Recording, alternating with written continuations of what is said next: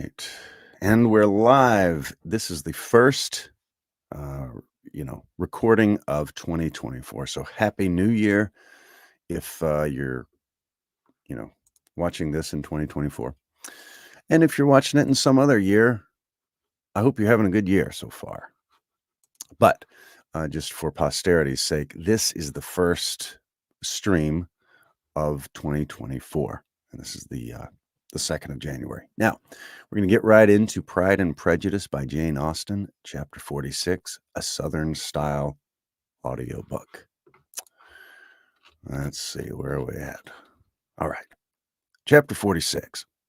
Elizabeth had been a good deal disappointed in not finding a letter from Jane on their first arrival at Lambton, and then this disappointment had been renewed on each of the mornings that now had been spent there. But on the third, her repining was over, and her sister justified by the receipt of 2 letters from her at once, on one of which was marked that it had been missent elsewhere. Elizabeth was not surprised at it, as Jane had written the direction remarkably ill. They had just been preparing to walk as the letters came in, and her uncle and aunt, leaving her to enjoy them in quiet, set off by themselves. The one missent must first be attended to. It had been written 5 days ago. The beginning contained an account of all their little parties and engagements, with such news as the country afforded. But the latter half, which was dated a day later and written in evident agitation, gave more important intelligence. It was to this effect. Since writing the above, dearest Lizzie, something has occurred of a most unexpected and serious nature, but I'm afraid of alarming you. Be assured that we are all well.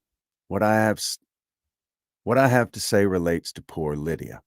An express came at 12 last night, just as we were all gone to bed, from Colonel Forster, to inform us that she was gone off to Scotland with one of his officers, to own the truth with Wickham. Imagine our surprise. To Kitty, however, it does not seem so wholly unexpected. I am very, very sorry. So imprudent a match on both sides. But I'm willing to hope the best, and that his character has been misunderstood. Thoughtless and indiscreet, I can easily believe him. But this step, and let us rejoice over it, marks nothing bad at heart. His choice is disinterested, at least, for he must know my father can give her nothing. Our poor mother is sadly grieved. My father bears it better. How thankful am I that we never let him know how thankful am I that we never let him know what has been said against him. We must forget it ourselves. They were off Saturday night about 12, as is conjectured, but were not missed till yesterday morning at 8. The express was sent off directly. My dear Lizzie, they must have passed within 10 miles of us. Colonel Forster gives us reason to expect him here soon. Lydia left a few lines for his wife, informing her of their intention. I must conclude, for I cannot be long from my poor mother. I am afraid you will not be able to make it out, but I hardly know what I have written. Without allowing herself time for consideration, and scarcely knowing what she felt, Elizabeth, on finishing this letter, instantly seized the other, and opening it with the utmost impatience, read as follows. It had been written a day later than the conclusion of the first. By this time, my dear sister, you have received my hurried letter. I wish this may be more intelligible, but though not confined for time, my head is so bewildered that I can't answer for being coherent. Dearest Lizzie, I hardly know what I would write, but I have bad news for you, and it cannot be delayed. Imprudent as the marriage between Mr. Wickham and our poor Lydia would be, we're now anxious to be assured it has taken place, for there is but too much reason to fear they're not gone to Scotland. Colonel Forster came yesterday, having left Brighton the day before, not many hours after the express. Though Lydia's short letter to Mrs. Forster gave him to understand that they were going to Gretna Green, something was dropped by Denny expressing his belief that W never intended to go there, or to marry Lydia at all. which was repeated to Colonel Forster, who, instantly taking the alarm, set off from Brighton, intending to trace their route. He did trace them easily to Clapham, but no further, for upon entering that place they removed into a hackney coach and dismissed the chaise that brought them from Epsom. All that is known after this is that when they were seen to continue the London road. I know not what to think. After making every possible inquiry on that side London, Colonel Forster came on to Hertfordshire, anxiously renewing them at all the turnpikes and at the inns in Barnet and Hatfield, but without any success. No such people had been seen to pass through. With the kindest concern, he came on to Longbourn and broke his apprehensions to us in a manner most creditable to his heart. I'm sincerely grieved for him and Mrs. Forster, but one can throw no blame on him. Our distress, my dear Lizzie, is very great. My father and mother believe the worst, but I can't think so ill of them. My circumstances might make it more eligible for him to be married privately in town than to pursue their first plan, and even if he could form such a design against a young woman of Lydia's connections, which is not likely, can I suppose her so lost to everything? Impossible. I grieve to find, however, that Colonel Forster is not disposed to depend upon their marriage. He shook his head when I expressed my hopes, and said that he fears Wickham was not a man to be trusted. My poor mother really is ill, and keeps her room. Could she exert herself, it would be better, but this is not to be expected. And as to my father, I never in my life saw him so affected. Poor Kitty has anger for having concealed their attachment, but as it was a matter of confidence, one can't wonder. I'm truly glad, dearest Lizzie, that you have been spared something of these distressing scenes. But now, as the first shock is over, shall I own that I long for your return? I'm not so selfish, however, as to press for it, if inconvenient. Adieu. I take up my pen again to do what I have just told you I would not. But circumstances are such that I cannot help earnestly begging you all to come here as soon as possible. I know my dear uncle and aunt so well that I'm not afraid of requesting it, though I have something more to ask of the former. My father is going to London with Colonel Forster instantly to try to discover her. What he means to do, I am not sure I know. What he means to do, I am sure I know not. But his excessive distress will not allow him to pursue any measure in the best and safest way, and Colonel Forster is obliged to be at Brighton again tomorrow evening. In such my uncle's advice and assistance would be everything in the world. He will immediately comprehend what I must feel, and I rely upon his goodness. Oh, where's my uncle? Cried Elizabeth, darting from her seat as soon as she finished the letter, in eagerness to follow him, without losing a moment of the time so precious. But as she reached the door, it was opened by a servant, and Mr. Darcy appeared. Her pale face and impetuous manner made him start, and before he could recover himself to speak, she, in whose mind every idea was superseded by Lydia's situation, hastily exclaimed, I beg your pardon, but I must leave you. I must find Mr. Gardner this moment on business that can't be delayed. I have not an instant to lose. Good God, what's the matter? Cried he, with more feeling than politeness.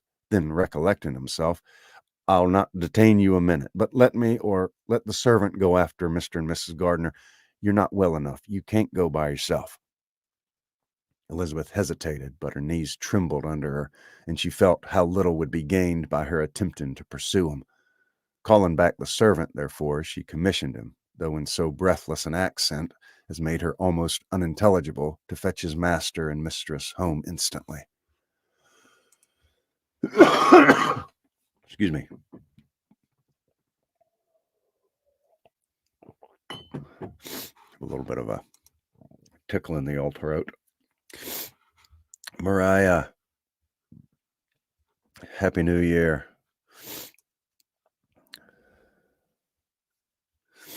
That was a very polite, stressed out letter. My dearest Lizzie, I take pen in hand to tell you some very sad news. That would, I don't do that. I'm just like firing off an email. Hey, I got a problem. I don't think I've ever done that in my life, but that would be nice. I wish I was more like that. Excuse me. All right, let's see. Okay. On Quentin, on Quentin, on Quentin's room.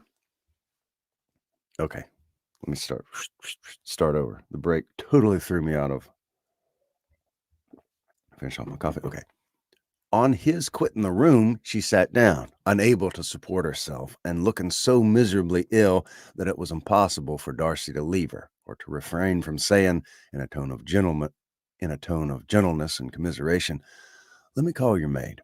Is there nothing you could take to give you present relief? A glass of wine? Shall I get you one? You're very ill."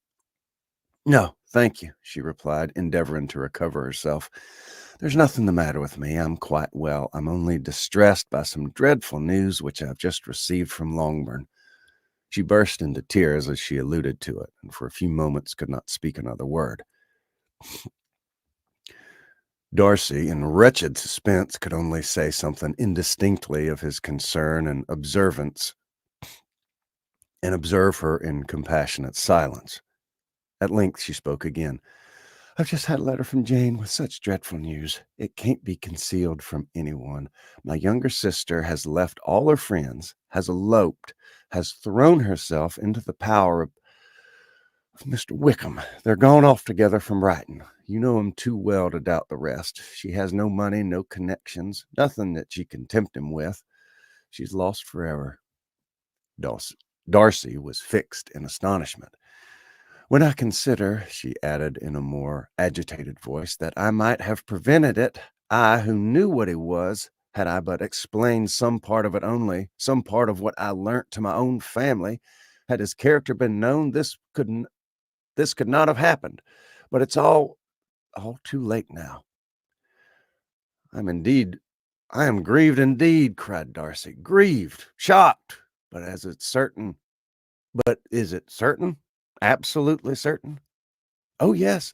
They left Brighton together on Sunday night and were traced almost to London, but not beyond. They're certainly not gone to Scotland."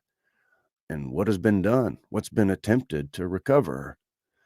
"My father's gone to London, and Jane has written to beg my uncle's immediate assistance, and we shall be off, I hope, in half an hour, but nothing can be done. I know very well that nothing can be done. How is such a man to be worked on? How are they even to be discovered? I have not the smallest hope. It is in every way horrible." Darcy shook his head in silent acquiescence. "When my eyes were open to his real character, oh, had I known what I dared to do, had I known what I dared to do, but I knew not. I was afraid of doing too much. Wretched, wretched mistake." Darcy made no answer. He seemed scarcely to hear her, and was walking up and down the room in earnest meditation, his brow contracted, his air gloomy. Elizabeth soon observed and instantly understood it. Her power was sinking. Everything must sink under such a proof of family weakness, such an assurance of the deepest disgrace. She could neither wonder nor condemn, but the belief of his self-conquest brought nothing to her but the belief of his self-conquest brought nothing to her consolatory brought nothing to her consolatory to her bosom, afforded no palliation of her distress. It was, on the contrary, exactly calculated to make her understand her own wishes, and never had she so honestly felt that she could have loved him as now, when all love must be in vain. But self, though it would intrude, could not engross her. Lydia, the humiliation, the misery she was bringing on 'em all, soon swallowed up every private care. In covering her face with her handkerchief, Elizabeth was soon lost to everything else, and after a pause of several minutes, was only recalled to a sense of her situation by the voice of her companion, who, in a manner which, though it spoke compassion, spoke likewise restraint, said, I'm afraid you have been long desiring my absence, nor have I anything to plead in excuse of my stay, but real, though unavailing concern. Would to heaven that anything could be either said or done on my part that might offer that might offer con- that might excuse me that might offer consolation to such distress. But I'll not torment you with these vain wishes, which may seem purposely to ask for your thanks. This unfortunate affair will, I fear, prevent my sister's having the pleasure of seeing you at Pemberley today. Oh, yes, please be so kind as to apologize to us, to Miss Darcy. Say that urgent business calls us home immediately. Conceal the unhappy truth as long as is possible. I know it can't be long. He readily assured her of his secrecy, again expressed his sorrow for her distress, wished it a happier conclusion than there was at present reason to hope, and leaving his compliments for her relations with only one serious parting look, went away. As he quitted the room, Elizabeth felt how improbable it was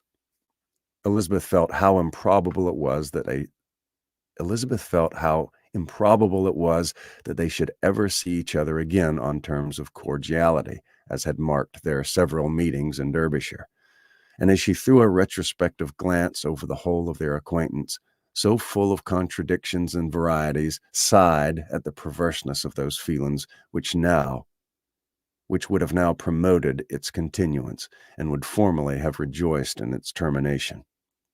If gratitude and esteem are good foundations of affection, Elizabeth's change of sentiments will be neither improbable nor faulty. But if otherwise, if regard springing from such sources is unreasonable or unnatural in comparison of what is so often described as arising on a first interview with its object, and even before 2 words have been exchanged, nothing can be said in her defense, except that she had given somewhat of a trial to the latter method in her partiality for Wickham, and that its ill success might perhaps authorize her to seek the other less interesting mode of attachment. Be that as it may, she saw him go with regret, and in this early example of what Lydia's infamy must produce, found additional anguish as she reflected on that wretched business. Never since reading Jane's second letter had she entertained a hope of Wickham's meaning to marry her. No one but Jane, she thought, could flatter herself with such an expectation. Surprise was the least of her feelings on this development. While the contents of the first letter remained in her mind, she was all surprise, all astonishment. She was all surprise, all astonishment that Wickham should marry a girl whom it was impossible he could marry for money, and how Lydia could have ever attached him had appeared incomprehensible. But no, it was all too natural. For such an attachment as this, she might have sufficient charm, and though she did not suppose Lydia to be deliberately engaging in an elopement without the intention of marriage, she had no difficulty in believing that neither her virtue nor her understanding could preserve her from falling an easy prey. She had never perceived, while the regiment was in Hertfordshire, that Lydia had any partiality for him, but she was convinced that Lydia wanted only encouragement to attach herself to anybody. Sometimes one officer, sometimes another, had been her favorite, as their attentions raised them in her opinion. Her affections had continually been fluctuating, but never without an object. The mischief of neglect and mistaken indulgence toward such a girl, oh, how acutely did she now feel it. She was wild to be at home, to hear, to see, to be upon the spot, to share with Jane in the cares that must now fall wholly upon her in a family so deranged, a father absent, a mother incapable of exertion, and requiring constant attendance. And though almost persuaded that nothing could be done for Lydia, her uncle's interference seemed of the utmost importance, and till he entered the room, her impatience was severe. Mr. and Mrs. Gardner had hurried back in alarm, supposing by the servant's account that their niece was taken suddenly ill. But satisfying them instantly on that head, she eagerly communicated the cause of their summons, reading the 2 letters aloud and dwelling on the postscript of the last with trembling energy, though Lydia had never been a favorite with them. Mr. and Mrs. Gardner could not but be deeply affected. Not Lydia only, but all were concerned in it, and after the first exclamations of surprise and horror, Mr. Gardner promised every assistance in his power. Elizabeth, though expecting no less, thanked him with tears of gratitude, and all being actuated by one spirit, everything relating to their journey was speedily settled. They were to be off as soon as possible. "But what is to be done about Pemberley?" cried Mrs. Gardner. John told us Mr. Darcy was here when you sent for us. Was it so?" "Yes, and I told him we should not be able to keep our engagement. That is all settled." "What is all settled?" repeated the other, as she ran into her room to prepare. "And are they upon such terms as for her to disclose the real truth? Oh, that I knew how it was." But wishes were vain, or at least could not only serve to amuse her in the hurry and confusion of the following hour. Had Elizabeth been at leisure to be idle, she would have remained certain that all employment was impossible to one so wretched as herself. But she had made her share of business as well as her aunt, and amongst the rest there were notes to be written to all their friends at Lambton with false excuses for their sudden departure. An hour, however, saw the whole completed, and Mr. Gardner, meanwhile, having settled his account at the inn, nothing remained to be done but to go. And Elizabeth, after all the misery of the morning, found herself in a shorter space of time than she could have supposed, seated in a carriage and on the road to Longbourn. That was chapter 46.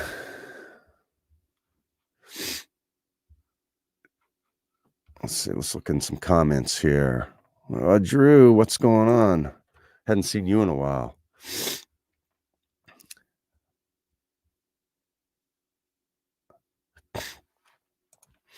Well, it's always good to see you, Mariah.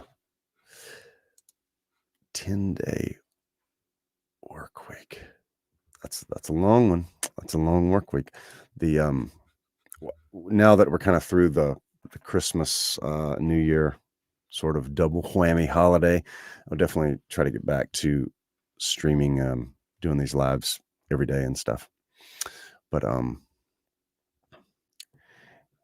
yeah, I had some sniffles myself. Hope you're doing better, Mariah. Happy Christmas, New Year's to everyone. Hope everyone has the best year yet of their entire life.